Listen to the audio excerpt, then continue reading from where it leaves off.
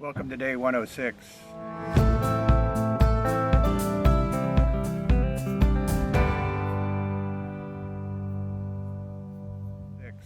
You probably expected to see us hiking today, but because of the weather forecast up on the ridge lines, we made a decision to zero. We're coming to you from Farrington Pond. We've got a friend who has a house up here, and so we're taking our zero with friends and just relaxing.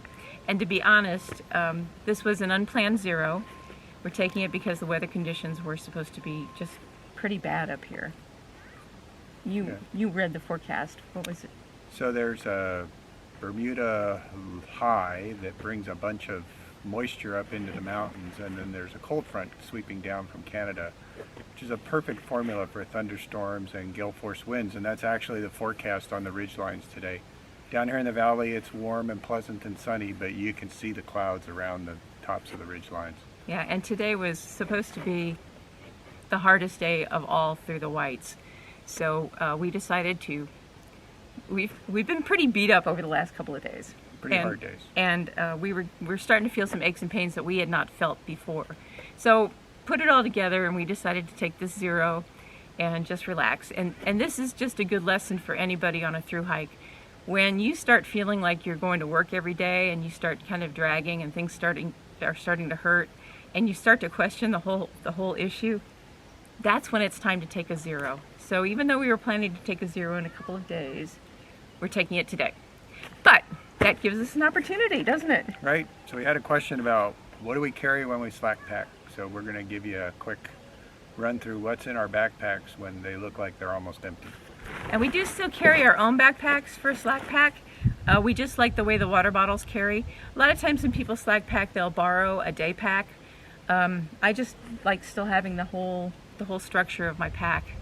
But I'll go from probably a 24-pound carry to maybe about 15 pounds or less. Oh, I think it's less. Maybe 8? Maybe, 8 to 10? maybe 8 to 10. Of course, there are people out here who are actually carrying 8 to 10 pounds as their regular kit. The huge ultralighters are carrying almost nothing. So the first thing is we will still carry water, and we'll still carry a water filtration system. And we both carry them because water is just so essential that we don't want to risk not having the equipment we need. Yeah, it's our habit to carry both. And then we also carry our environmental protection. So we've got our raincoats and our rain pants, which if you get yourself into a situation where you want to stay dry or you want to stay warm, these are a must-have.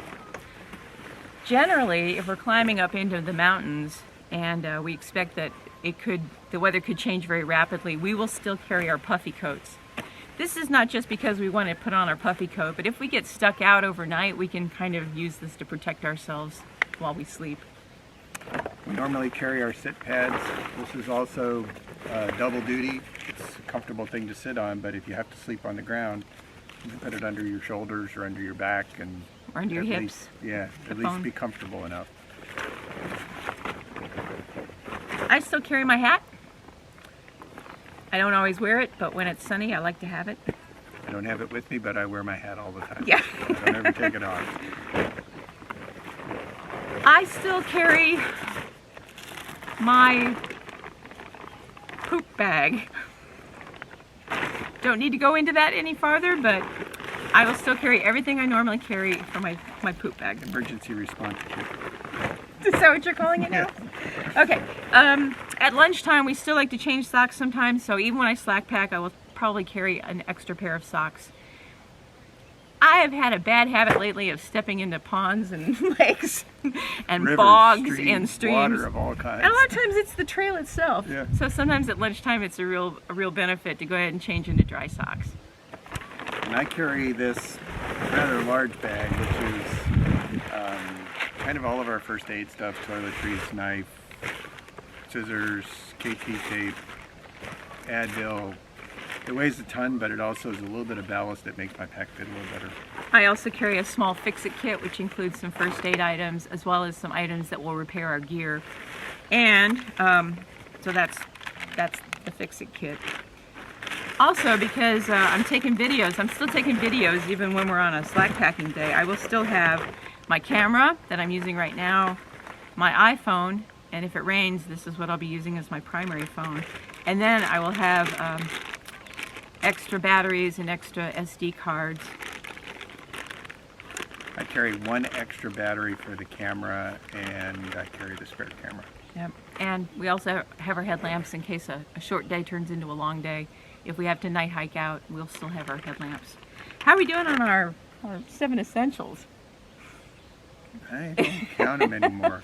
Yeah. I know I need water filter, We forgot the food. puffy coat, rain jackets, and I carry enough snacks and electrolyte powder to mix up a couple of scratch drinks in case we hit anything strenuous and I need a drink. Yeah. We'll carry a lunch of some kind, and usually our lunch is some sort of bread item and some sort of meat to go on the bread. So we will pack a lunch if we're slack packing for the day, and probably about 400 to 600 extra calories worth of bars and cookies and things like that. Rice Krispie treats, Jolly Ranchers, you know, our usual. And that pretty much rounds it out. That does. Pack weighs, I don't know, 6 to 8 pounds, maybe 12 with the water on board. Yeah. But probably 6 to 8 with everything in it. Now, tomorrow, I'm gonna go there. Tomorrow we're gonna try something, and I always hate to talk about what we're doing tomorrow because it never works out the way we Right. think it's going to work out. We were supposed to do it today. Yeah. But tomorrow what we're going to do is we're going to have a hybrid kit. We know that the Wildcats have a reputation for being very, very difficult. We plan to spend the night out tomorrow night. It's 21 miles. It's rugged. We probably will spend the night at a shelter. We don't want to carry very much. We know it's only one night, so there's a lot. We're going to basically take our slack pack gear, and to it we're going to add a little bit of our sleep system. We're going to add our very lightweight tent. We're going to add some just the stove that you've seen me use in most of these videos. We're not going to take anything redundant, and we're going to try to get our pack weight way, way down. So it's sort of a modified slack pack. We're going to try to get our pack weight probably to 15 or 16 pounds. So shed most of the electronics, but take enough to recharge the things we need to recharge. But a lot of our overnight stuff that we carry every day, we don't need to take. A lot of the electronics we don't need to take. So we're hoping to really strip down the weight because we understand the Wildcats are going to have a lot of hand-over-hand climbing. And you know that's not my favorite. Yeah, so the entire distance between Pinkham Notch and Rattle River Lodge is a little over 21 miles. We have a bailout, a place where we can camp at about the 13 or 14 mile point. And so our objective, if we can pull it off, is to get to that campsite by about 3 in the afternoon. And if we do, there's enough daylight left for us to come down the backside of a place called Mount Moriah back into Rattle River Lodge. So we'll have to make sure that there's room for us. They at have the they have hostel. tenting too. Yeah, but But the point is, we're gonna see where tomorrow takes us. Yeah. We just don't know, but we're gonna try this. But the only And- way we can do it is if our packs are as light as we can possibly Yeah. make them. And we got this idea from our hiking buddy, our hiking brother Raptor. So we'll see how it goes. We will see how it goes. We're a little anxious about the Wildcats. Yeah. Thanks for joining us.